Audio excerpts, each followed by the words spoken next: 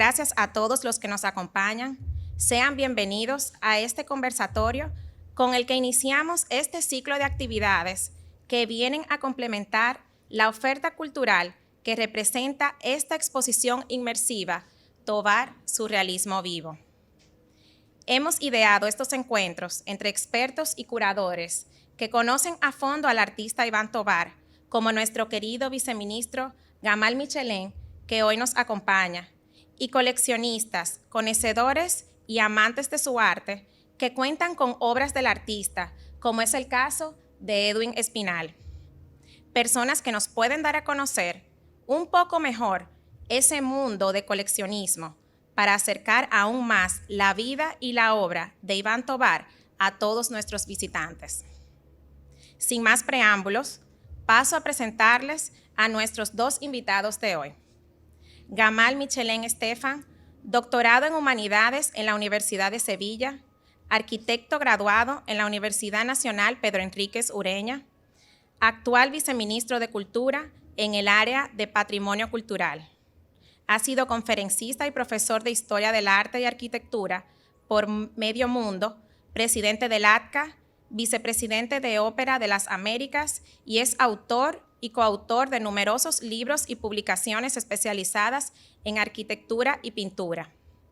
Edwin Espinal Matos, empresario, fundador de las sociedades comerciales Edem Services SRL, Grupo Spalk SRL, Grupo de Medios La Hormiguita y Art Space SRL.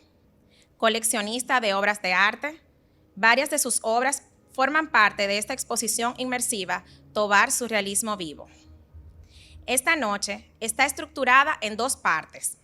La primera parte, el señor Gamal, hablará sobre el surrealismo, para luego continuar con el conversatorio con Edwin Espinal. Los dejo con el señor viceministro Gamal Michelén. Gracias. Gracias, buenas noches. Tengo la amenaza de Carol con el tiempo, hasta me va a subir un número cuando falten 5 minutos y yo soy obediente a eso. Señores, el surrealismo es algo muy especial y lo voy a definir más adelante. Primero, porque es un nombre creado adrede. ¿Y por qué digo eso? Tú dices, por ejemplo, los impresionistas. Bueno, el crítico de arte, los críticos a veces son criticones, no críticos. Y Leroy, que era un crítico de arte, va a la galería Nadar, que era un fotógrafo. Bueno, el primer fotógrafo que toma una foto aérea en el mundo fue Nadar, que se subió en un globo, era muy creativo. Y ahí exponen los impresionistas y se quedan mirando un cuadro de Monet que se llamaba Impresión de un amanecer. Y al otro día en la crítica, en tono de burla, él vio un cuadro inacabado. La gente ataca a Leroy o Leroy, como dicen los franceses, pero yo lo entiendo a él porque hay que comprender qué pasaba en el siglo XIX a finales. Era su contexto, a la gente hay que entenderle en su contexto. Por eso que Ortega y Gasset dice, yo soy yo y mi circunstancia. Y mi circunstancia. La circunstancia de él lo motiva a decir, impresión de un amanecer. Él es un impresionista. Se le quedó el nombre. O sea, fue una burla.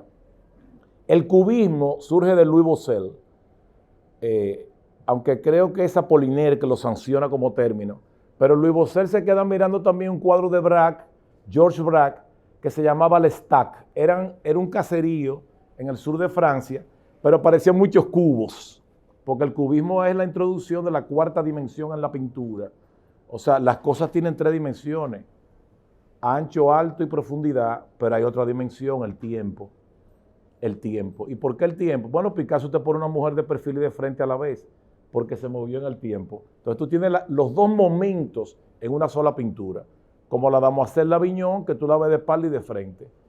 No son señoritas, las señoritas de Avignon, ninguna. Eran prostitutas que se paraban en la calle Avignon a ofrecer sus encantos a los transeúntes. Ahora, volvemos al surrealismo. En el caso del surrealismo, y miren, el surrealismo viene después del Dada, y está conectado al Dada. El Dada, aquí hay críticos muy buenos como Amable López, pero lo que yo pienso, Amable, el Dada para mí pudo haber sido, y tenemos a Amable aquí, pudo haber sido, como lo llevó Tristan Tzara a París, se reunían en un café todos esos rusos, y los rusos dicen mucho, da, y parece que los mozos decían, ahí están los Dada, llegaron, hay que atenderlos. Es lo que yo creo, porque es una teoría. Era un movimiento absurdo. El surrealismo no es absurdo.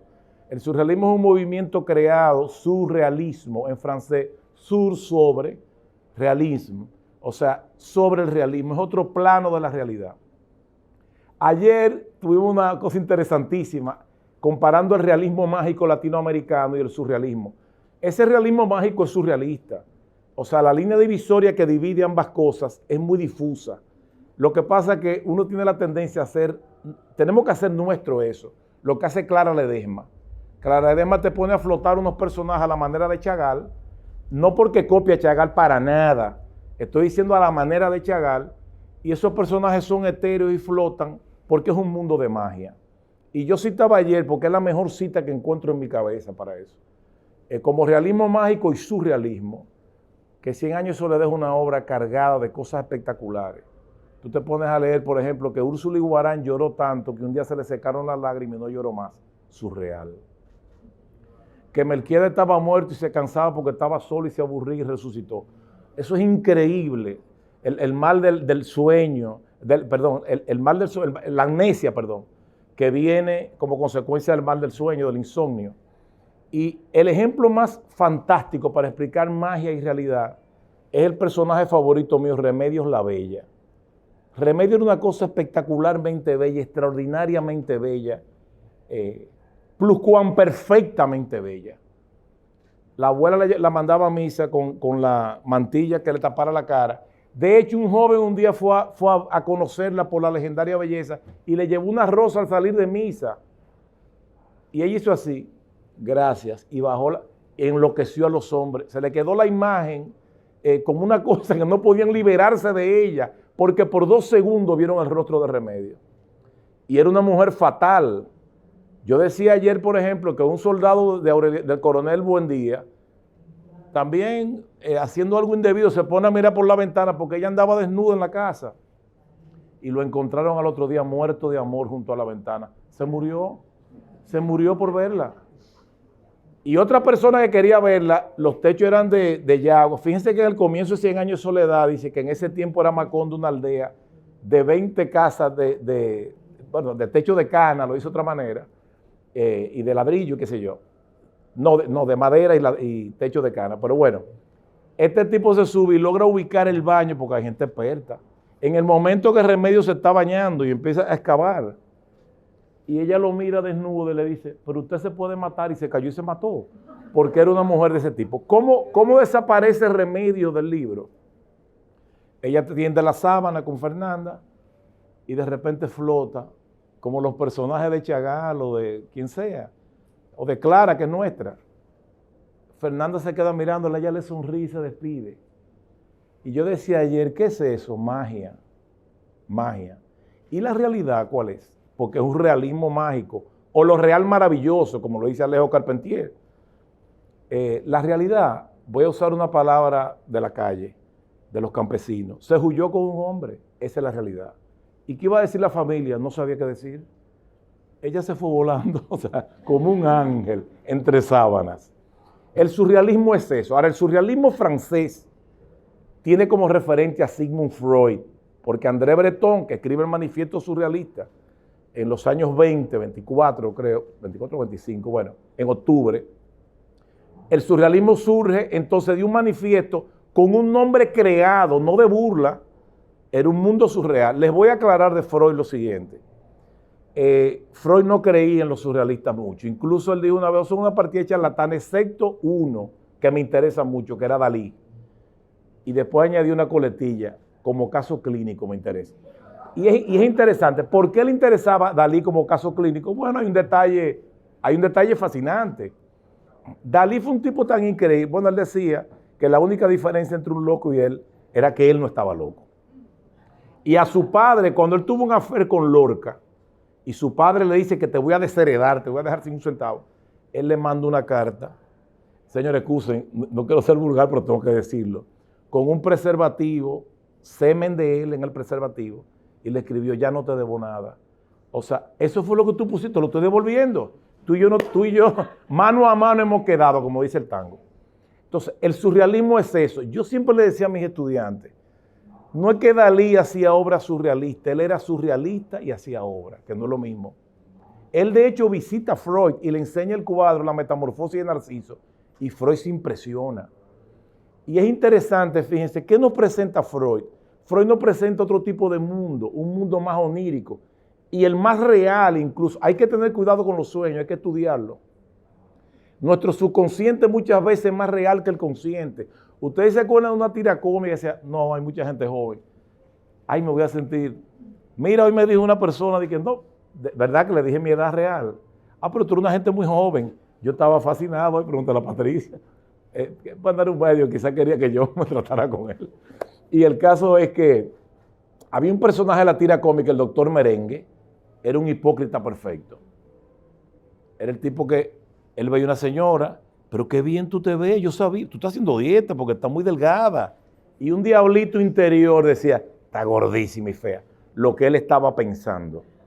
Entonces Freud nos habla de un mundo inconsciente. Y esto es interesante, porque lo que ha hecho el siglo XX con respecto a la realidad, que es un tema, es que ha trastornado todos nuestros esquemas de realidades. Y tú oyes cosas fantásticas, como dice Einstein, por ejemplo. Einstein dice que el universo no es infinito. Esa realidad no se había cuestionado nunca. De hecho, yo todavía creo que es infinito, porque no entiendo que tenga fin. ¿Dónde? Sin embargo, Einstein, que es un genio, dice, no, el universo es curvilíneo. El tiempo es relativo. O sea, Einstein dice cosas con respecto a la realidad. Tú dirás, no, la realidad es que 10 minutos son 10 minutos. Dice, no. Y dio un ejemplo hermoso después de una charla que una señora le dijo, pero es que 10 minutos son 10 minutos. Tú dirás, ¿verdad? Dice él, no. Y le dijo, 2 minutos sentados sobre carbones encendidos son mucho más largos que 2 horas hablando con la mujer que tú amas. Por eso es que los enamorados no contabilizan el tiempo, no saben cuánto dura un beso, cuando es con amor, claro. Y antes que nada más había un teléfono en la casa, pero yo estoy empezando ahora a hablar porque tenía a la gente desesperada y tenía 2 horas y media hablando. No se puede contabilizar, se pierde la realidad. El surrealismo es otro plano de la realidad. Entonces fíjense, hablando de Tovar, lo interesante de Iván Tovar es que el surrealismo de Tovar es de Tovar. No es exacto, aunque Tovar se influye de aquel ambiente que había en Francia, porque él se va con 21 años en el 63 a París, y yo siempre digo que llegó al sitio adecuado, en el momento adecuado, y a Héctor Rizal le encanta esa cita, porque él llegó a París en el momento exacto de la bohemia. Una bohemia que para mí no hay nadie que la describa mejor que Charles Aznavour en aquella canción. Charles Aznavour sigue la corriente de Edith Piaf, que es la canción realista francesa, y Edith Piaf, la de Aristide Bruant, que es el que pinta Toulouse-Lautrec con una bufanda roja, el hombre de la bufanda roja. ¿Y qué decía Aznavour? Tiene un parrafito ahí que me gusta mucho para definir la bohemia. Teníamos salud, sonrisa y juventud, nada en los bolsillos. Esa era la bohemia. Y un pintor vendía un cuadro y salían a bebérselo en grupo. Si cuando un pintor hallaba un comprador y un lienzo le vendía, solíamos gritar, correr y pasear, alegres por París. Cuando él regresa a París encuentra que la bohemia ha muerto. Pero esa es la historia de cada uno, porque la juventud es una cosa y otra edad es otra. Entonces el surrealismo es otro plano de la realidad. ¿Qué pinta, por ejemplo, un Salvador Dalí? Prácticamente los sueños, un mundo onírico, y Tovar también. ¿Y qué es un universo onírico? Tengo que decir esto para definirlo, porque la palabra onírico es una palabra mitológica. ¿Qué me quedará a mí? Que no me acuerdo cuando empecé. Fíjense, hipnos, de donde viene la palabra hipnosis, que la usaba mucho Freud, tiene 1000 hijos con nix, que es la noche. Y a esos 1000 hijos se les llama oniros. Hay 3 oniros muy famosos que nos pueden describir los otros. Esos 3 oniros son los que se ocupan de la gente poderosa, de los reyes, de los príncipes, etc. Morfeo. La palabra morfe en griego es forma. Soñamos con forma. Y le voy a decir algo raro. 5 minutos no puede ser. Pero está bien, yo lo acepto. Soñamos con forma. Yo le pregunté a una persona no vidente, con el permiso del que lo dirigí en el CONADIS, le puedo preguntar esto: ¿cómo sueña una persona que no ve? Y él sueña con forma. Esto es increíble por el tacto. Morfeo te hace soñar con formas. Fantazos, otro oniros, que te hace tener fantasías en los sueños. Y está fobetor, de donde viene la palabra fobia, que te produce los miedos y las pesadillas. Para mí los sueños son un mundo interesantísimo. Entonces, el mundo surreal es un mundo que solo puede ser soñado. Es un mundo onírico. Habita otro plano de la realidad, pero no por eso, es menos real. No por eso es menos real. Cuando Dalí te pinta la metamorfosis de Narciso, está hablando del narcisismo del ser humano. Este individuo que estaba condenado a que no debía verse nunca su imagen, porque era tan hermoso que cuando se ve en el agua y ve el reflejo, lo que hace es que se lanza a buscarse, y de ahí sale la flor del narciso. Es una cosa, o sea, la misma mitología, los mismos mitos tienen mucho de verdad. Entonces, cuando hablamos de surrealismo, hablamos de otro plano de la realidad. No es solo Dalí, puede ser Magritte, por ejemplo. Magritte es surrealista. Puede ser Granel, que estuvo en este país mucho tiempo. Puede ser alguien que pintó, que no sé el nombre. ¿Se acuerdan del cine Élite? Que había una figura, esas figuras eran surreales también. Que de hecho, Magritte hacía algo interesante, que es interesante citarlo en el arte, en el contexto del arte como ilusión, o el arte casi como mentira, como mentira. Él te pinta una pipa, que es obvio que es una pipa, y dice, esto no es una pipa. Ahora, ¿es una pipa? No, no es una pipa. ¿Por qué una figura puede volar en un cuadro? Porque no está sujeta a la ley de la gravedad, porque ahí no hay ninguna mujer. Es una ilusión, es una mentira. La pintura te vende algo y te pinta una manzana, pero esto no es una manzana.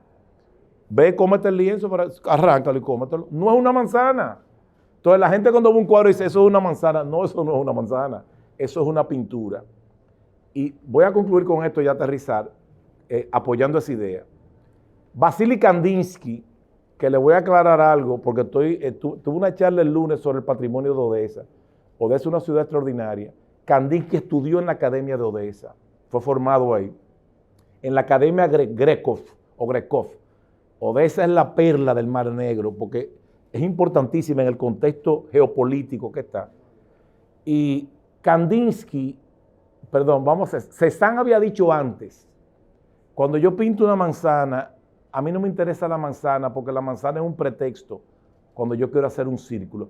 Y pinto un árbol porque quiero un cilindro. Y pinto una montaña porque quiero una pirámide. Y Kandinsky le responde, este genio. Pero si tú querías un círculo al círculo, ¿por qué tú pintas la manzana? O sea, ven, vuélvete sincero, porque al final todo el arte es mentira, pero entonces miente deliberadamente. Y así nace con Kandinsky, aunque nada nace con nadie, ni el cubismo nació con Picasso, porque hay otras cosas de donde buscar, hay referentes siempre. Y nace con Kandinsky la pintura abstracta, donde no hay nada concreto. Yo veo a veces gente que habla de que, ay, eso es abstracto, cuando ven algo raro. No es que haya algo raro. La pintura, por ejemplo, de Dalí no es abstracta. Es más, Dalí es terriblemente figurativo a veces, porque Dalí tiene un grado de hiperrealismo, como es un maestro en el contexto del hiperrealismo.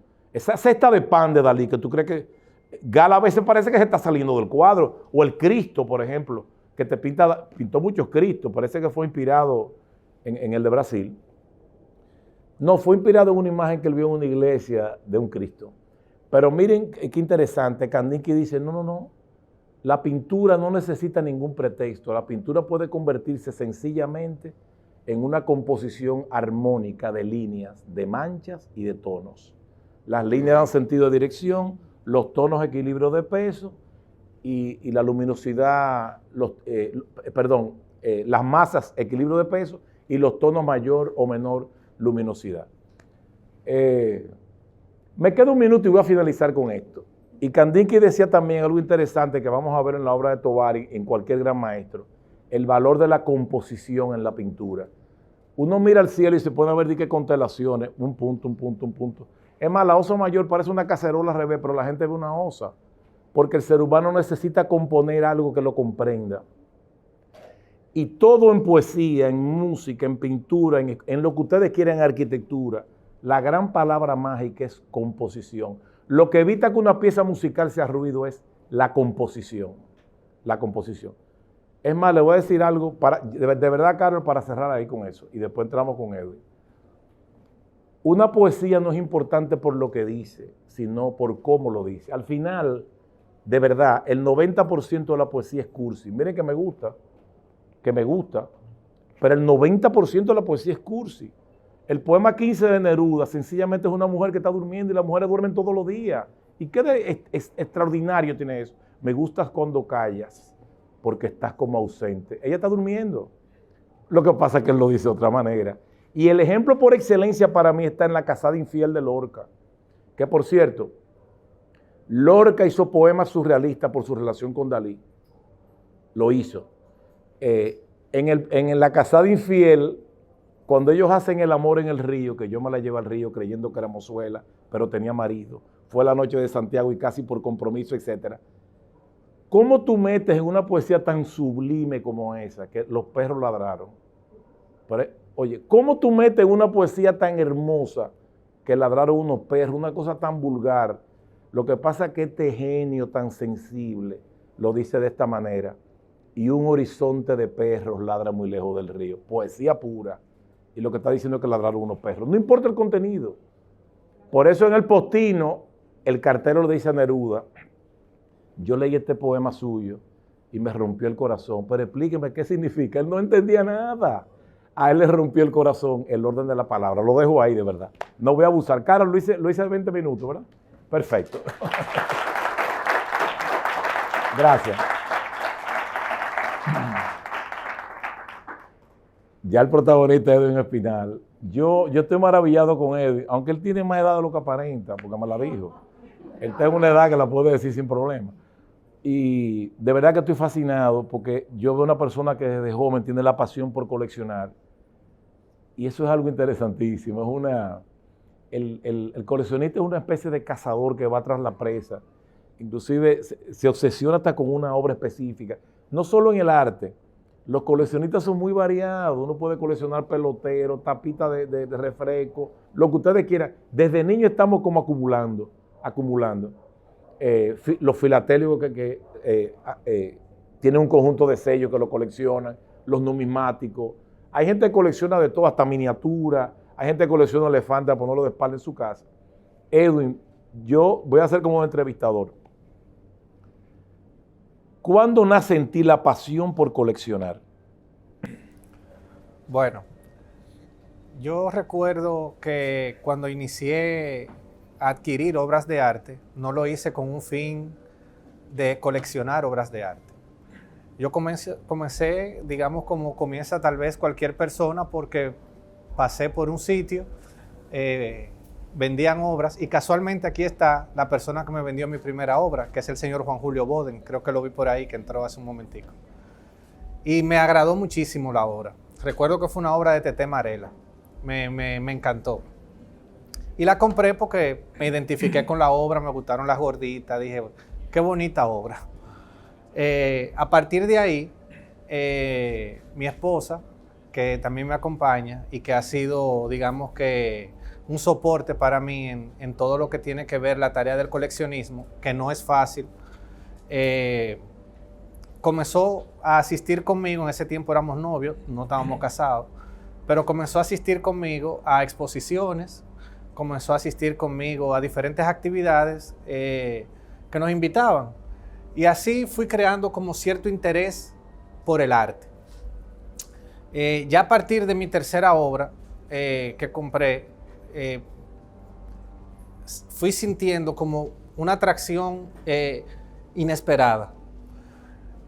Conocí a una persona que la considero un mecenas, un coleccionista, que digo que fue quien sembró la semilla del coleccionismo en mí, y que me enseñó a ver que el coleccionismo de arte no es lo que muchas personas ven fríamente, como acumular cosas o como ordenar un sinnúmero de cosas de la misma especie o de la misma clase. Me enseñó a ver que el coleccionista es más bien una persona que asume el compromiso, que asume la responsabilidad de convertirse en el guardián temporal de una obra, de un objeto o de lo que sea. Y digo temporal porque nuestra presencia en este mundo es limitada. Aunque yo me vea joven hoy, los años no me van a perdonar y van a pasar. Y vemos grandes colecciones, tal vez no tanto en República Dominicana, donde el arte es todavía muy joven y tiene pocos años, pero en Europa vemos colecciones que datan de 400 años atrás. Entonces, por eso digo que tú te conviertes en el guardián temporal. Y ese guardián tiene la responsabilidad de preservar esa obra, de ¿por qué no proyectar un legado de un artista y de formar parte de la historia del arte, sea de su país, sea iberoamericano, sea insular, sea de lo que sea que coleccione o el tipo de arte que coleccione?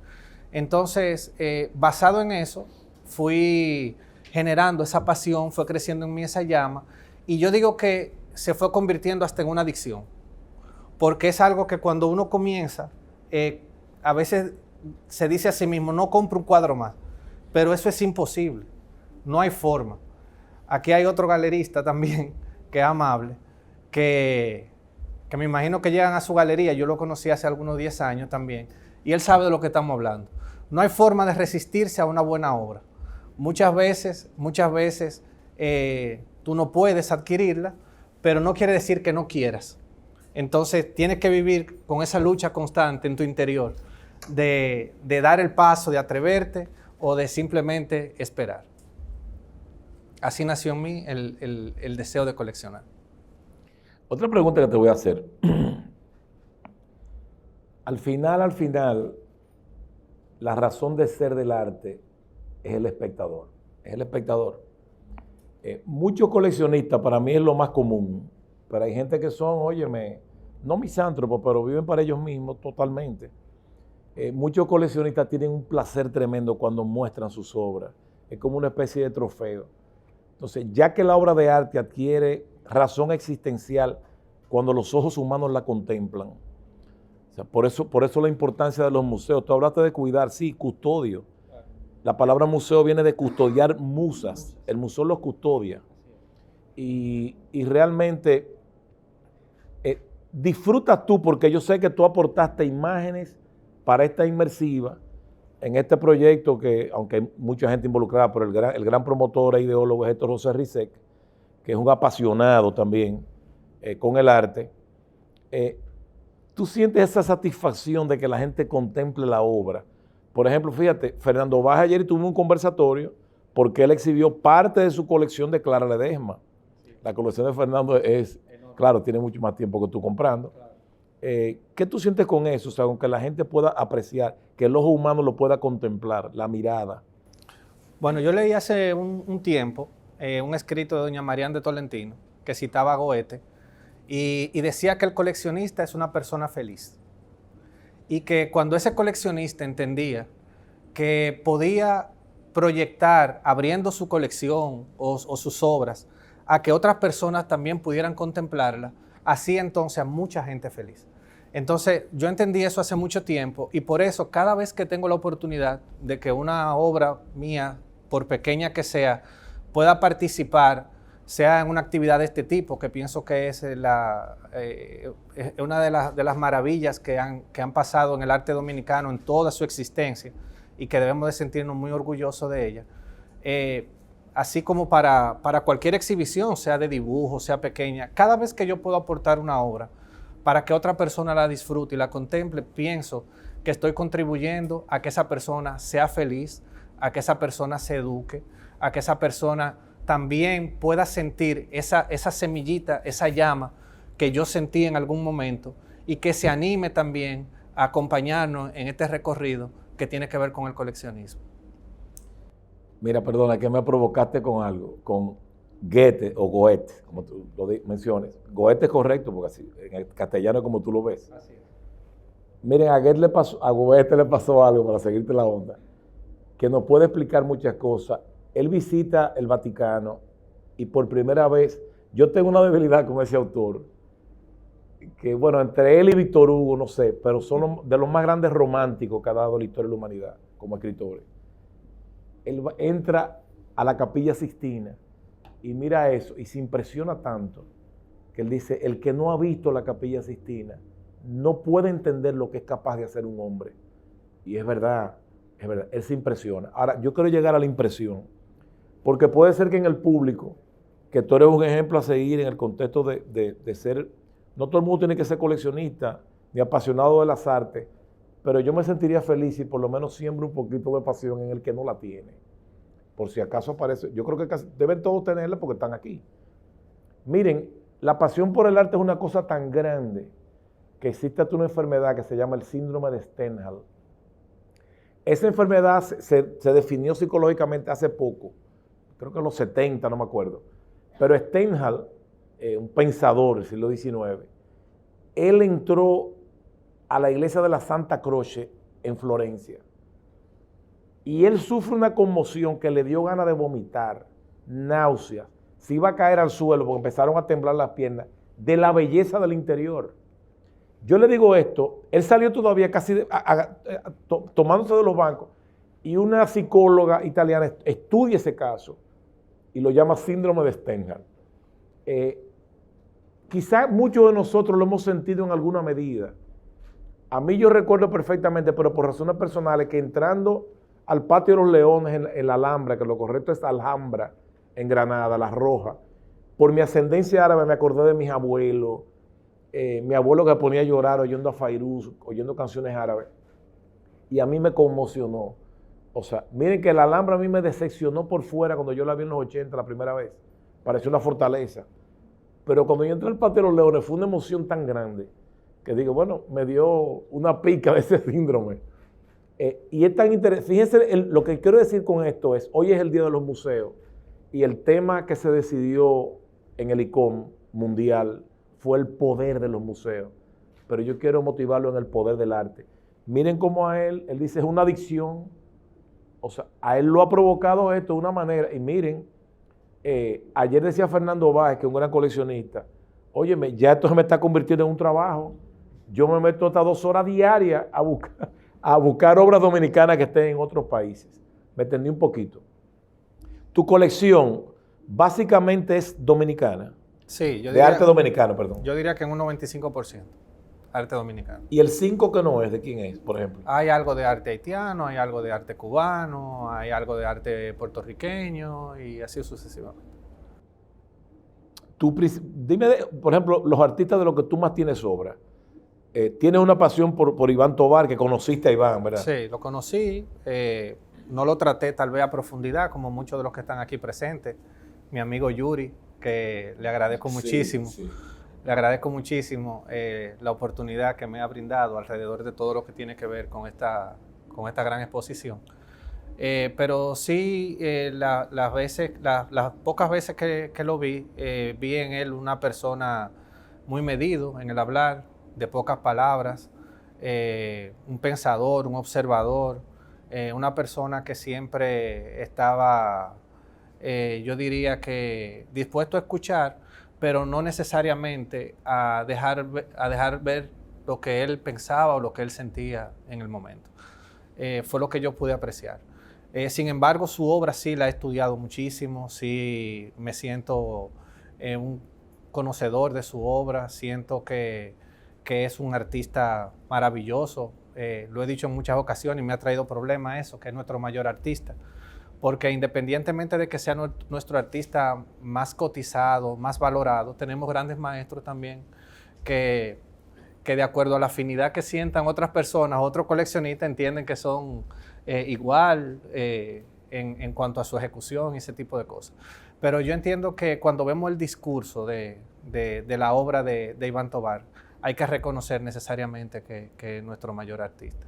Y de verdad que me apasiona porque todos los símbolos que él utiliza dentro de su obra, esos candados, las escamas, esos tercer planos, como usted hablaba, la luna, en ese mundo surreal. Y son un sinnúmero de símbolos que podemos durar mucho tiempo hablando de ellos aquí, con los que yo me identifico. Y ese fondo negro permanente que Pierre describía como una cortina negra que él utilizaba para, dependiendo de la intensidad del negro, porque tal vez muchas personas lo ven en fotografía y no aprecian de que muchas de sus obras tienen el negro en diferentes intensidades. Él hablaba de ese negro, dependiendo de la intensidad en que lo utilizaba, de cómo afloraban sus fantasmas al encuentro con el poeta. Entonces, todo era un discurso, una magia, era un mundo plenamente surreal y un gigante. Iván Tovar, de verdad que es un artista maravilloso, un artista que pudiésemos durar 3, 4 conversatorios hablando de todas las cualidades que describen su obra. Pero él mismo se describía como un poeta que pinta.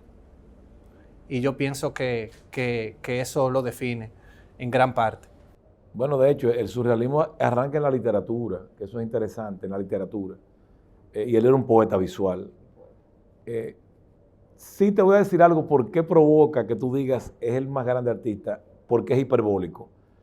Va a caer en el terreno de lo subjetivo. Y le digo esto, sin embargo, sí se puede decir que es el que más ha trascendido internacionalmente. Eso es indiscutible. Iván tuvo la visión también, Iván se respetó mucho a sí mismo, y lo digo con respecto a los precios, que eso es importante, totalmente, fundamental. Ahora, a mí tú me preguntas, ¿y cuál es el más grande artista dominicano? Que me lo han preguntado, y yo me he visto la respuesta, porque es que nosotros tenemos buenos maestros, y lo interesante de esta inmersiva, que para mí, miren, con el perdón de Héctor, yo siento que esto es mío. Y creo que el pueblo dominicano tiene derecho a apropiarse de eso, porque yo siento que este es el comienzo de empezar a respetar a muchos maestros dominicanos. Esto no es Iván necesariamente, esto no es Iván, este es el comienzo.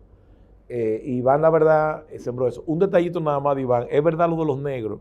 Yo vi a Iván pintando en varias ocasiones en un apartamento por el Embajador. Y él me decía, digo, Iván, ¿y cómo tú, con la falsificación, porque es un tema que a uno le inquieta, sí, dice, no, es que ese negro no es negro, sí, tiene mucho de azul. Tiene azul, tiene verde. Sí, exacto. Y él me lo explicaba. Y otro detallito de Tovar, que es para mí simpático inclusive, es verdad que él era un hombre de pocas palabras, muy inteligente. Le digo, Iván, ven acá. Y, porque él se va, él ya pintaba aquí. Y se va en el 63, nació en el 42, 21 años, y se va a París. Y ahí se rodea, imagínate. Él fue al sitio que tenía que ir. Claro. Y ¿cómo tú te metiste en el movimiento surrealista? Y dice, no. Yo llegué a París y me dijeron que yo era surrealista. Muy buena respuesta. Lo que pasa es que él después descubre su camino. No sé qué otro tema podemos tratar. Otro detalle, pero interesante. Edwin, Iván Tovar. ¿De qué otros artistas tú tienes una cantidad más o menos considerable de obras? Pueden ser 5 o 6 de artistas importantes dominicanos. Ramón Oviedo. Maestro Oviedo. Domingo Liz. Fantástico. Jorge Severino. Y Vicente Pimentel. Te mencioné mi top 5. Sí, es top 5. Vicente, miren, nuestro país no fue bueno con Vicente. Vicente está en París, está en una mala condición física. Un maestro respetado allá. Citaste al maestro Oviedo. Yo tengo con Oviedo, no, eso le pasa a todos los grandes maestros de aquí, todo lo que tú has citado, a todos. Pero Oviedo tiene una particularidad muy especial y es el aburrimiento de sí mismo. Y esa característica, cada Oviedo es una historia. No es el tipo de artista que tú ves un cuadro o viste 5 y lo viste todo. No. Es una historia. Y eso es fundamental en un maestro. Y yo digo aburrimiento de sí mismo. ¿Saben por qué? Porque es un consejo que le doy a todos nosotros sin ser artistas y a los que son artistas. Señores, la rutina mata. Lo que José Ángel Buesa llama el vulgar agobio de la rutina diaria, de las desilusiones y los aburrimientos. Oye, tú no puedes estar todo el tiempo en lo mismo. Por eso es que Sorba dice que hay que tener un poquito de grado de locura. Fíjense que al final de la película él le dice a su jefe, a Basil, le dice, boss, a usted Dios se lo dio todo. Usted es un hombre buen mozo, joven, rico. Pero Dios no se lo da todo a nadie, solo le negó una cosa, la locura. Y fíjense que él entiende el tema con esa escena final de Sorba el griego. A mí me gusta ligar poesía, cine y todo, porque todo tiene que ver, porque es el ser humano. Este tipo tan esterey, tan psicorrido, le dice, Sorba, entonces enséñame a bailar. Oye, qué belleza esa. Y ahí terminan bailando los dos. O sea, vuélveme loco un poquito, aunque sea, ahora. Y eso es interesante, sí. Vamos a seguir contigo. Yo no sé si podemos hacer algo interactivo, Carlos, o seguimos con Eddie Espinal, de que la gente pueda participar. Yo estoy como moderador aquí. ¿Hay algo más que tú quieras decir del coleccionista, de motivar a coleccionar? Bueno, sí, yo pudiera decirle veo algunos amigos aquí jóvenes coleccionistas, que yo pienso que... No me incluyó ahí, pero está bien. Que Yo estoy claro. Que para coleccionar lo más importante es estar abierto siempre. Sí. Estar abierto a conocer, abierto a descubrir. En estas últimas décadas podemos decir que muchos artistas nuevos, emergentes, están surgiendo producto del proceso natural creativo que se agota con los artistas, pero también la misma tecnología, el hecho de poder estar conectados, nos brinda muchas cosas que en otras épocas no eran tan fáciles de poder acceder a ellas. Entonces, no enfocarse solamente, cuando digo estar abierto, es no enfocarse solamente en el aspecto visual de una obra, sino también estar abiertos a entrar dentro de ese proceso creativo del artista, que puedan ver cuál es su discurso, que puedan visitar sus talleres, que puedan interactuar con ellos, que puedan conocerlo como persona, qué piensan, porque eso puede ir generando esa conexión que se necesita para dar el paso y atreverse a adquirir una obra, a seguir a un artista, a proyectarlo, a ayudarlo a que siga desarrollándose. Porque un artista por sí solo, por bueno que sea, es imposible que pueda destacarse si no cuenta con un sinnúmero de personas que apoyen su obra. Entonces, mantenerse abierto a ese constante aprendizaje, que es inagotable, siempre vamos a poder aprender algo. No hay forma que en el arte una persona diga que lo sabe todo. Entonces, mantener ese proceso de aprendizaje abierto, pienso que es el principal consejo que yo puedo darle a un nuevo coleccionista o a una persona que le interese coleccionar. Bueno, antes de pasar a ustedes, me provocó a dos temas más contigo. Miren que yo tengo un grupo los lunes, por ejemplo, y se llama, no era para decir que tenía el grupo, sino para decir el nombre, Educando la Mirada. Bajo la base de que yo creo que la mirada se educa. La mirada se educa. Y el coleccionista, lo que yo veo usualmente, hay otros que parece que comienzan bien desde el principio. El coleccionista empieza a comprar arte y no sabe bien lo que está haciendo. Y empieza a aprender y aprender, porque la mirada se le educa. Y llega un momento que él quiere hasta salir de muchas obras que compró y ver cómo ese dinero lo sustituye por lo que realmente él cree que vale. Entonces, él forma una colección en base a un criterio que aún sea intuitivo es válido. Eso es uno, que te quiero preguntar si pasó contigo. Y lo segundo, que yo veo importante, a mí me gustan esos seres humanos que no se impresionan mucho por la crítica, sino que ellos valoran lo que ellos creen. Es como el vino más bueno es el que te gusta. O sea, y se lo digo, no porque hay que comprar siempre lo que a uno le gusta, que fue un tema que tocamos ayer, porque te digo, la mirada se educa y tú puedes decir, esa obra es muy valiosa, no importa que haya una empatía o no, esa obra, oye, este tipo tiene oficio, qué interesante, o hay una conceptualización que me interesa, etc. Pero miren, hay una escena que sale en la película Modigliani que es real, porque está en la historia. Picasso le dice a Diego Rivera, ve a mi taller, y lo tenía, que visite su taller. Y él le dice a Modigliani era un tipo peculiar, que de hecho, él era extrovertido solo cuando bebía, era un hombre introvertido. Y era un dandy, nunca tenía un centavo, pero le gustaba a todas las mujeres. Él era gustativo. Y Rivera le dice, vamos del maestro, pero a él no le caía bien Picasso. Y van al taller. Mira qué interesante, Diego Rivera sale impresionado con Picasso. Pero este hombre, esto es lo último, porque Picasso es, ay Dios, no me gusta ser hiperbólico, para mí es no el mejor ni nada, el más importante del siglo XX. Puedo estar equivocado, el que yo considero más importante, no mejor. Bien. Y Modigliani le dice, a mí no me gusta lo que él hace. Y a mí me encantó eso de Modigliani, que este gigante de Picasso, él diga, a mí no me gusta y punto. Él está ejerciendo el derecho a tener juicio propio. Él no piensa en grupo. No es porque tú me digas que, si yo no le veo y punto. En tu colección, por ejemplo, cuando tú empiezas, pasaste un periodo de aprendizaje en el cual hay obras que tú adquiriste que tú jamás hubieras adquirido ahora? Bueno, yo digo que Sin decir nombre de artista. No hay problema. Yo digo que yo comencé bien porque yo entendía que todo lo que implica un gasto requiere de un asesoramiento. Y como yo no era muy ducho, yo no era muy conocedor, yo seleccioné 2 o 3 personas que me orientaran. Y mencioné ahorita a Juan Julio Boden, está aquí, es uno desde hace 20 años, de uno de mis asesores principales al momento de comprar una obra. Ya después que uno va cultivando y va agotando ese proceso de educar el ojo, ya uno se atreve a comprar muchas cosas sin consultarla. Sí me ha pasado que muchas veces te llegan a la oficina o personas que necesitan que tú lo ayudes de alguna manera. Y de la forma en que te proponen que tú lo ayudes es a través de comprarle una obra de arte. Y esa obra de arte tal vez no necesariamente es la obra que tú comprarías de ese artista, o no es la obra que tú consideras que representa a ese artista o la que tú quisieras tener dentro de tu colección.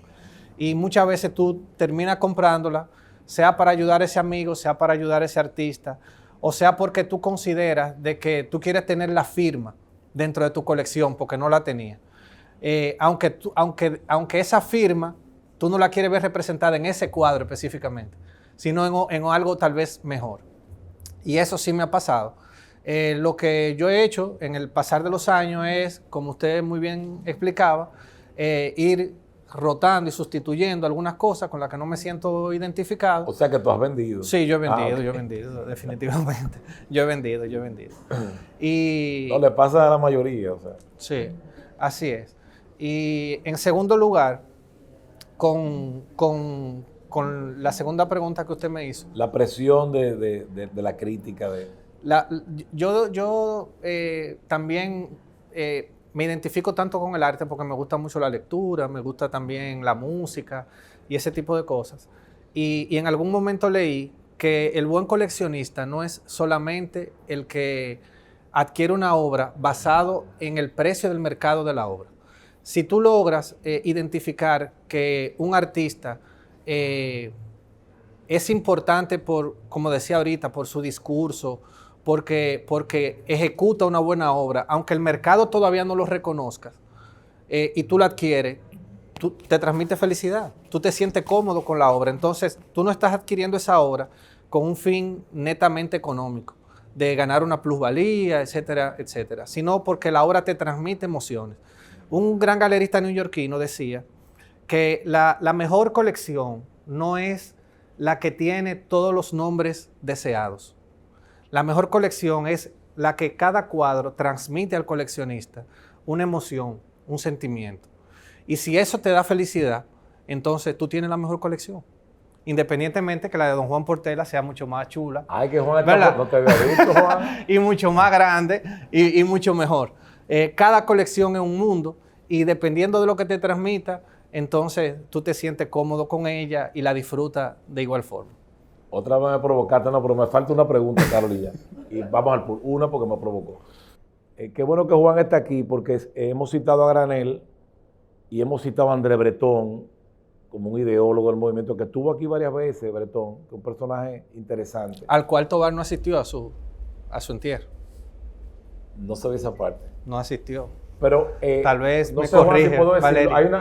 Hay una colección específica que tiene Juan, que es muy interesante. Es de Granel toda, de Eugenio Fernández Granel, que fue un maestro. Pero lo interesante es que él adquirió los Granel que eran de André Breton. Y eso en arte es un valor añadido. Es un valor añadido muy especial. Yo siempre veo esa colección de una manera diferente, por el respeto a Breton también. Por el respeto a Breton. Y vamos a la última. No hay última, porque vamos a seguir en esto. De aquí para adelante seremos amigos, pero mira, antes de ir al público, un detallito, el arte como inversión, me interesa que lo toquemos el tema. El arte es innegablemente una inversión para el espíritu. El arte es lo más importante, el arte tiene un retorno espiritual. Porque es algo, tú dices, el arte que se come, te tapa el techo de la lluvia, el arte trasciende por mucho lo que es utilitario en la vida. Tiene un contenido espiritual muy poderoso, pero también es una inversión desde el punto de vista material. Así es. Óyeme, hay obras que es más, te voy a dar un ejemplo rápido. Don Juan Gasó, que para mí era una persona muy especial, está vivo. Yo le hice la catalogación a don Juan y estoy con él sentado un día, hace años.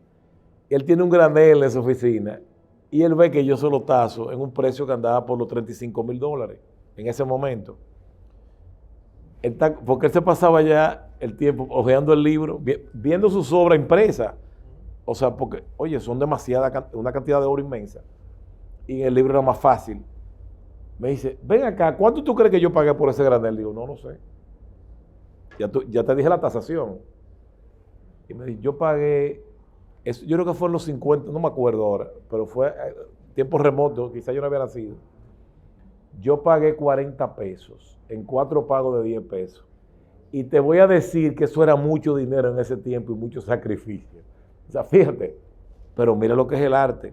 Ahora, ese Cristo Luz Mundi que está en el Museo de Abu Dhabi, en el Louvre, Cristo Salvador del Mundo, en que se compró en $450 millones, el que lo vende, lo compró en $10,000. Claro, hizo un trabajo con él, lo autenticaron y está ahí el cuadro por el que más se ha pagado en el mundo. Háblame del arte como inversión y pasamos al público. Inversión. El arte siempre representa una inversión. Y yo pienso que la mirada que debemos de tener es, como coleccionista principalmente, entender de que toda inversión tiene riesgos. Y que adicionalmente a que tiene riesgos, no todos los bienes en los que se invierten te reditúan en el tiempo de la misma manera. Sin embargo, está estadísticamente comprobado de que el arte es de los bienes más resilientes en el tiempo. O sea, el arte es capaz de superar momentos de crisis, como los que estamos viviendo en tiempos de pandemia, como los que se vivieron en el año 2008, como los que se vivieron en los años 30, etcétera, etcétera, etcétera. Y tiene la capacidad no solamente de verse menos afectado en términos de valoración que los índices de bolsa, por ejemplo, sino que una vez pasadas las crisis, son los bienes que experimentan los picos más altos de revalorización. Entonces, invertir en arte, claro, de manera prudente, de manera guiada, de manera bien asesorada, son una de las mejores inversiones que existen a nivel mundial. Y no es casualidad que las grandes fortunas mundiales tienen un componente altísimo de arte y han visto crecer su patrimonio en el paso de los años por precisamente esas inversiones que han realizado en arte, que reditúa de una forma extraordinaria, no solamente en lo económico, sino también, como usted mencionaba, en la parte espiritual y personal. Sí, vamos a hacer intervención del público. ¿Alguien moderaría, Carol? Que hayan 4 o 5 intervenciones.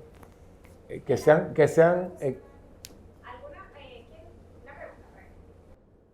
que vayan directo a lo que es, al tema, sí. Claro, claro. Buenas noches. Ya que usted tocó el tema de la importancia de las emociones a la hora de elegir una obra, nos gustaría saber, de las obras que usted posee de Iván Tovar, ¿cuál es la que le ha generado más impacto emocional y si podría describir cómo fue ese impacto? Bueno. ¿La vamos respondiendo inmediatamente, Carol? ¿O? Sí, es mejor. Ok. Bueno, de las obras que yo tengo de Iván Tovar, si tú supieras que una de las obras que a mí más me gusta es un dibujo, no necesariamente un lienzo. Yo soy muy apasionado con el dibujo, porque entiendo que en el dibujo está la esencia de un artista. Y particularmente en Iván Tovar, Iván era un artista que entendía y tenía el concepto de lo que quería, pero no necesariamente la forma. Él decía que su gran creación era el dibujo, porque a través del dibujo y de esos bocetos, que lo invito a todos a que visiten la exposición de bocetos de la familia, él lograba impregnar ese concepto que tenía y ir definiendo. Su obra era una obra muy pensada, no es una obra al fresco, o sea, no una obra que se hacía de la noche a la mañana. Él tenía que definir qué colores utilizaba, qué forma iba a adoptar eso que él tenía en su mente, cómo él iba a poder, cómo él iba a poder transmitir todos esos sentimientos que él tenía a través de esa obra. Entonces, normalmente él hacía un lienzo. Entonces, te digo que a mí personalmente la obra que más me gusta de él es un dibujo que yo poseo, es un dibujo que no es súper trabajado, pero cuando tú ves la exactitud del trazo, que en un dibujo no se puede corregir, porque en un lienzo tú puedes corregir algunas cosas, puedes trabajar algunas cosas, y más un gran maestro como Iván. Pero cuando tú ves la exactitud del trazo de Iván, realmente es impresionante. Yo mismo he dicho que es sinónimo de perfección, porque tú no puedes, nosotros que somos simples mortales, ¿verdad?, imaginar que un trazo de esa magnitud se pueda hacer sin utilizar algún instrumento. Era algo sencillamente perfecto. Entonces, el dibujo es un dibujo sencillo, son unos trazos que hacen alusión a senos, que hacen alusión a curvas, que hacen alusión a los símbolos que él utilizaba normalmente dentro de su obra.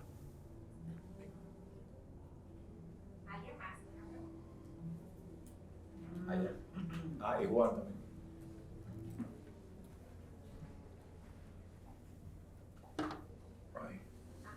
Edwin, ¿cuál es el mejor consejo que alguien te haya dado con respecto al coleccionismo? El mejor consejo que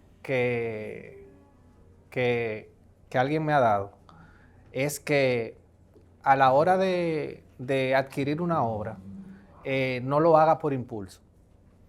Que sencillamente la admire, que la vea y que piense si primero puedo adquirirla en el momento. Aunque hay obras que le confieso que aunque uno no pueda adquirirla, tiene que hacer el esfuerzo porque tal vez nunca más pueda adquirirla. Sencillamente te pasan. Usted sabe, don Juan, usted sabe de eso, don Juan, ¿verdad? Si tú no la aprovechaste, mañana va a llegar don Juan Portel y la va a comprar y tú no la vas a poder adquirir. Tú no la vas a poder adquirir nunca. Entonces, sencillamente tú tienes que tomar la decisión y hacerlo. Pero independientemente de eso, tienes que ser prudente, tienes que saber que vendrán nuevas oportunidades, que el arte es inagotable, que es una fuente de creación permanente y que las cosas y las colecciones se pueden ir creando en el tiempo, que no necesariamente tienen que construirse de un día para otro. Esta pregunta es para los dos. Ustedes saben que históricamente hay una relación entre arte y poder. No solamente arte, poder social, poder político, sino también económico. De hecho, el coleccionismo propiamente, ustedes saben que comienza con el mecenazgo, especialmente en el Renacimiento, un momento brillante, con los Medici y las familias poderosas económicamente. Esa relación entre el arte y el dinero, propiamente. La pregunta es, ¿hay que ser poderoso para ser coleccionista económicamente? ¿Hay que ser rico para comprar arte? ¿Responde usted o responde? No, yo puedo empezar, sí. Qué buena pregunta. Mira, yo creo que no hay que ser rico. Yo te voy a decir algo, porque la riqueza es un término relativo, muy relativo. Tú ves un coleccionista dominicano que está adquiriendo obras, por ejemplo, que puede pagar $100,000 por una obra, $80,000, $70,000. Tú dices, no, es que él es rico. Eso es relativo, porque hay quien paga $100 millones. Entonces, él puede ver inclusive como este es un coleccionista menor, porque en el mundo, esa relatividad de Einstein se aplica a todo, siempre va a ser relativo. Entonces, yo creo que se puede ser coleccionista sin ser rico. Tú coleccionas lo que tú puedes, lo que tú puedes. Mi papá decía mucho en mi casa, a mí no se me olvida, porque la vida era diferente antes. A veces cuando había algo que no te gustaba la comida, pero en mi casa había una manera de educar con respecto a la alimentación. Y él siempre decía en la comida o cualquier tema, si no hay lo que te gusta, procura que te guste lo que hay. Y fíjate, y eso es verdad, tú te arropas donde la sábana te da. Mira, yo no paro de comprar arte, pero a mi nivel, a mi nivel. Entonces, ¿qué yo hago? Mira, a veces aparece un dibujito por ahí de un buen, de Gausachi, de esto, y tú lo consigues con 40,000 pesos. Y entonces, tú puedes buscar a la vuelta 50, 60, todo el mundo puede ser coleccionista. Y aparecen cosas tan menos, y oportunidades. Claro, a tu nivel, tú dices, no estoy comprando una obra impresionante de Paul Giudicelli, pero conseguí un dibujito por ahí haciendo un sacrificio. O incluso a veces vendiendo algunas cosas que no son las que más me interesa tener, y puedo cambiar 3 cuadros de otra categoría para conseguir un dibujo de un buen artista. Pero yo creo que se puede ser coleccionista sin ser rico. Aunque la palabra rico siempre va a ser relativa. Todo el que está sentado aquí es rico en relación a personas que pasan hambre todos los días. Porque en el mundo hay un desequilibrio tremendo ahora mismo. O sea, la riqueza es muy relativa. Pero hay gente en el mundo con un poder económico que se ve como muchos de nosotros y se pega un tiro. Esto es real porque la riqueza es relativa. Y pasa con el coleccionismo. El coleccionismo es una pasión, no está ligada tanto al poder económico. Perdón, tiene que ver con el poder desde el principio. Lo demostraba Julio II, él mostraba poder haciendo eso. Lo hacían los Medici, es verdad. Pero yo te hablo de nosotros, la gente común, que no tenemos ese poder tan grande y adquirimos obras porque queremos ir coleccionando. Además, un coleccionista puede ser coleccionista hasta de cerámica, cada cual colecciona lo que quiera. Hay muchas cosas de coleccionar que no son arte. Entonces, la pasión por coleccionar no necesariamente es de rico. Dilo a tu manera porque... Bueno, en mi caso, yo pienso que lo que hay que tener la decisión es lo primero. Y en segundo lugar, la visión. Porque siempre va a implicar un sacrificio.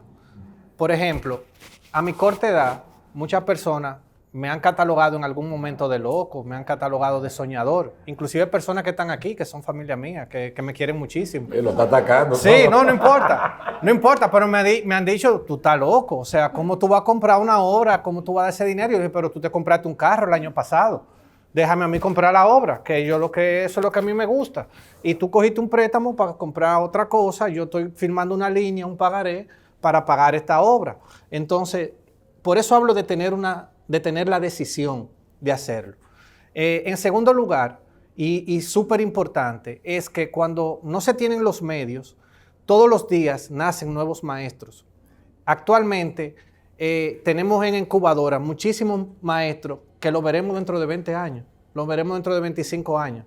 Ramón Oviedo se convirtió en un maestro a través del tiempo, pero yo estoy seguro que muchas personas tuvieron la oportunidad, como tuvo el señor Gasó, de comprar obras de Ramón Oviedo por 500 pesos, por 300 pesos, por 400 pesos, que hoy cuestan $15,000, $20,000, $25,000. Entonces, por eso hablo de un tema de visión, de decisión y de buen asesoramiento, de estar abierto a conocer, a siempre indagar, y yo pienso que el tiempo le irá dando a ese nuevo coleccionista cada día la razón de haber tomado esa decisión de incursionar en el coleccionismo del arte. Perdón, rápidamente, a mí me pasaba mucho en la galería de arte cuando la tenía, que esto es interesante, iban parejas de recién casados, no porque estuvieran mal, pero señores, están recién casados, tienen otras prioridades. Y por ejemplo, bueno, usualmente se antojaba más el varón, se antoja de una obra, y tú veías la recién casada esposa, mi amor, acuérdate que... y tú ves que se quedaban sentados ahí. Y a mí me daba una pena de que no la tuviera, se lo digo de corazón, fuera del negocio, que en ocasiones, mira, yo llegué casi a dársela al costo a 12 meses. Porque decía es que yo quiero esa obra. Y o sea, tú lo ves como decía, es un impulso terrible. Yo le dije, ven acá, y allá, tranquilo. ¿Qué tú puedes pagar? Mira, págala 12 meses, te voy a bajar. Porque me daba esta pena que saliera por la puerta sin ella, porque yo sé lo que le está pasando. A una pregunta que tenía, una mano. Yuri, caramba. Buenas noches. Como tú hablas de que el coleccionismo es una pasión y en una de mis búsquedas de obras de Iván en Europa, me enteré de que en una ciudad de Bélgica habían obras de Iván que la había comprado un coleccionista y había fallecido el coleccionista. Yo investigando en Bélgica, primero fui a la ciudad de Ostende, que está en la costa del Mar Blanco, y ahí investigando me di cuenta que las obras se encontraban en el Museo de la Villa de Mons, y me trasladé rápidamente allá porque ya al otro día tenía que salir de Bélgica. Y me topé con las obras de Iván en el Museo de Bellas Artes de la Villa de Mons, porque así le llaman en Bélgica la ciudad de Villa. Y había un libro de una exposición que se hizo y el título de la exposición se llamó Fruto de una pasión.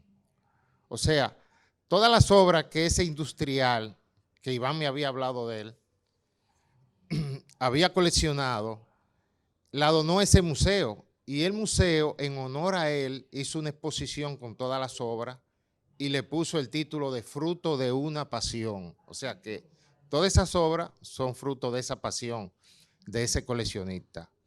En esa vertiente, Edwin, producto de esa pasión, ¿tú le has caído atrás a alguna obra que la tiene una persona como una propiedad y tú lo has convencido de que te vende esa obra? Sí, A Juan no le pregunte eso. sí, Sí, dile. sí, sí. Yo digo que esa es la tarea diaria de todo coleccionista. Todo coleccionista siempre tiene una obra vista dentro de una casa, dentro de la casa de un familiar, dentro de la casa de un familiar, de un amigo, que en algún momento uno ha visto y uno siempre la ha tenido presente. Y no es que uno quiere que se muera nadie. No es que uno quiere que se muera, pero uno le deja caer, no le dice, bueno, si usted considera en algún momento que vender esa obra, mire, a mí me interesa, por favor, llámeme. Y uno se mantiene siempre en contacto, llamando. ¿Y tú quieres que tenga problemas yo no económicos? quiero que pase nada, pero siempre uno se mantiene permanentemente vigilando y viendo porque eso pasa con mucha frecuencia.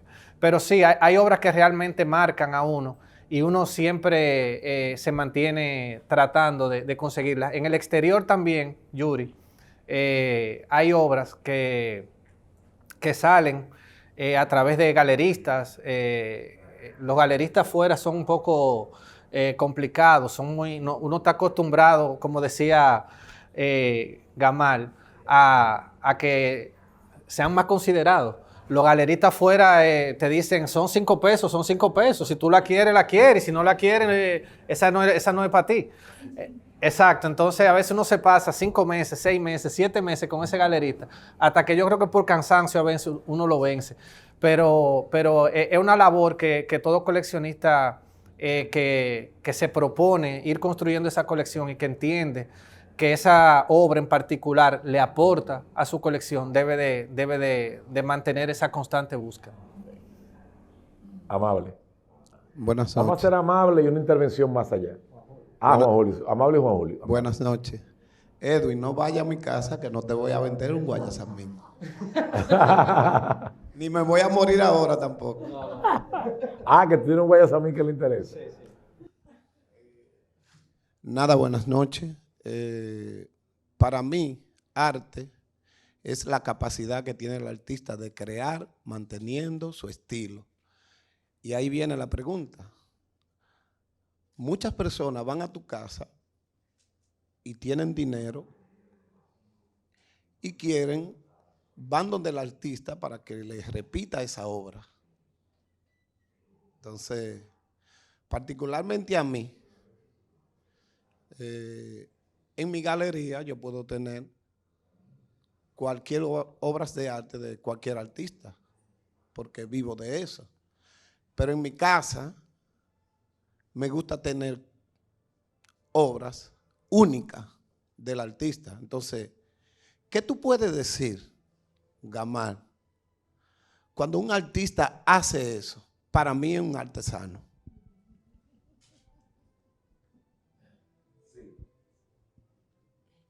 No, olvídense del nombre, no piensen en nadie. Hay un artista que yo aprecio mucho, de verdad, pero de verdad que lo aprecio. Y yo pensé, ya yo no hago eso. Como dice Facundo, nadie debe dar consejos, no hay hombre que sea tan viejo. Ya yo no evito, doy consejos cuando es muy necesario, muy necesario.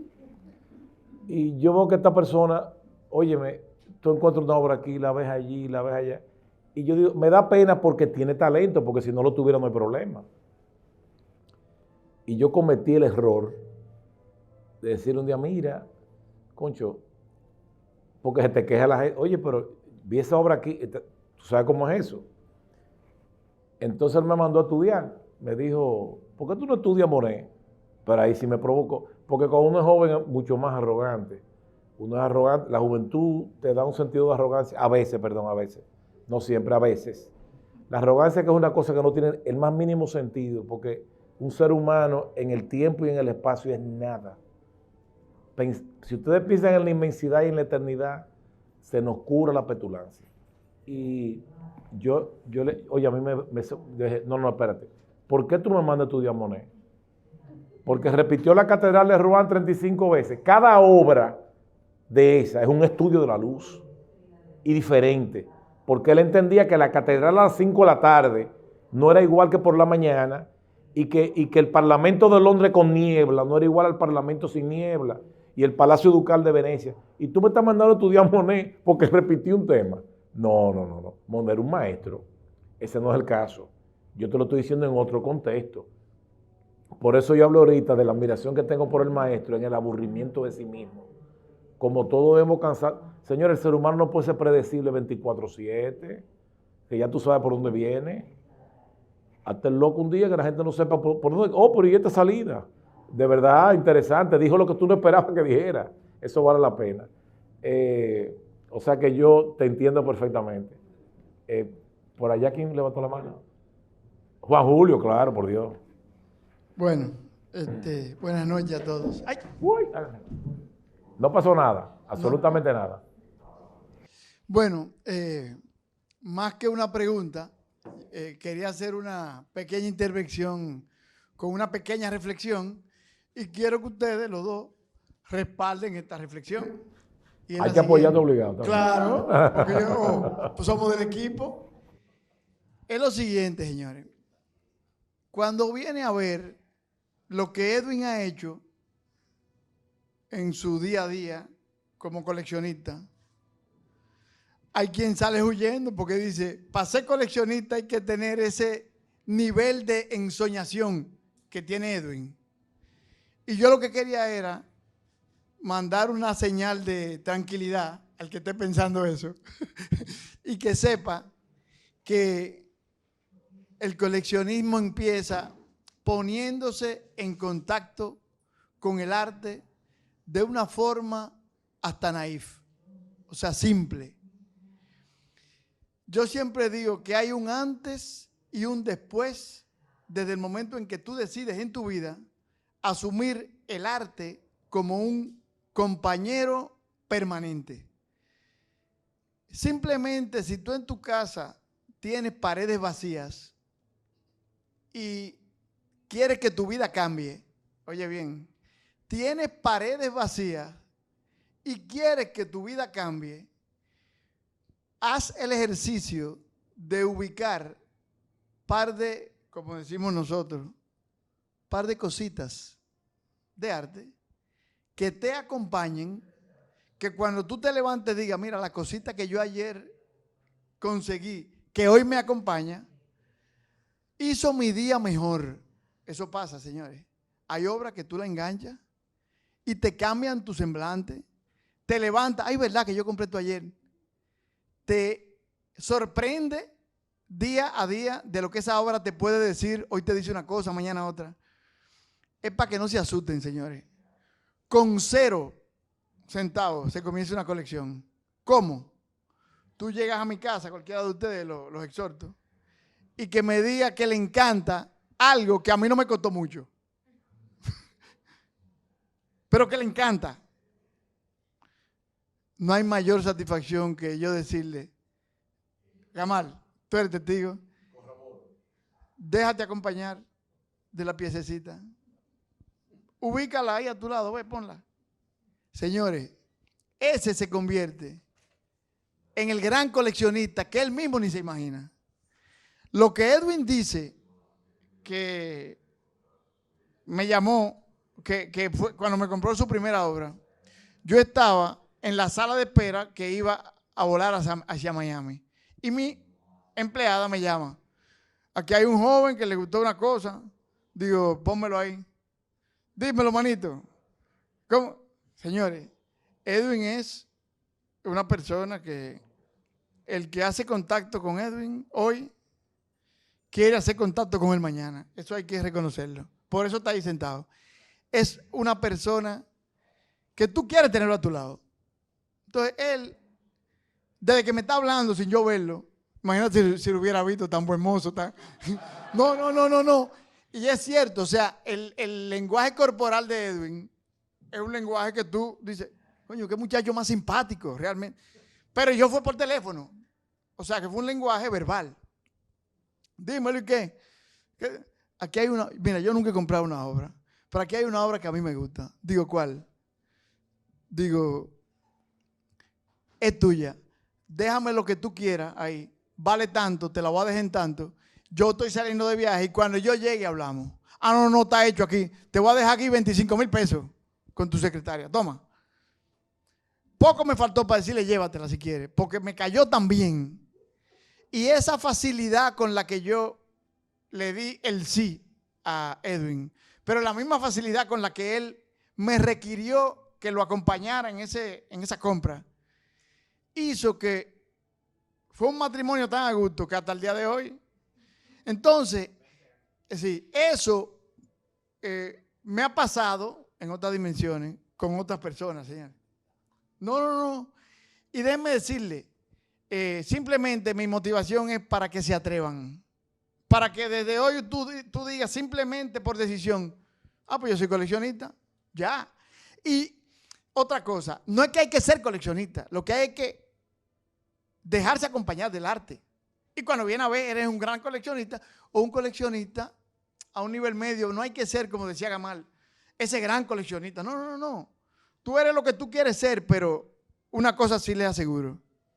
Hay un antes y un después cuando tú entras por decisión al mundo del arte. Así que motivados están para que arranquen, señores. Gamal, un par de comentarios. Yo corroboro. ¿Tú quieres decir algo más, Edwin? Bueno, ya cerrando, a mí me gustaría cerrar con una frase de Jean-Michel Gaultier, que decía que el arte siempre será un medio para transformar el mundo y para demostrar que ninguna causa está perdida. Entonces, muchísimas gracias, de verdad, para mí ha sido un honor y un placer poder estar con ustedes aquí. Gracias. Muy bien. Gracias, de verdad.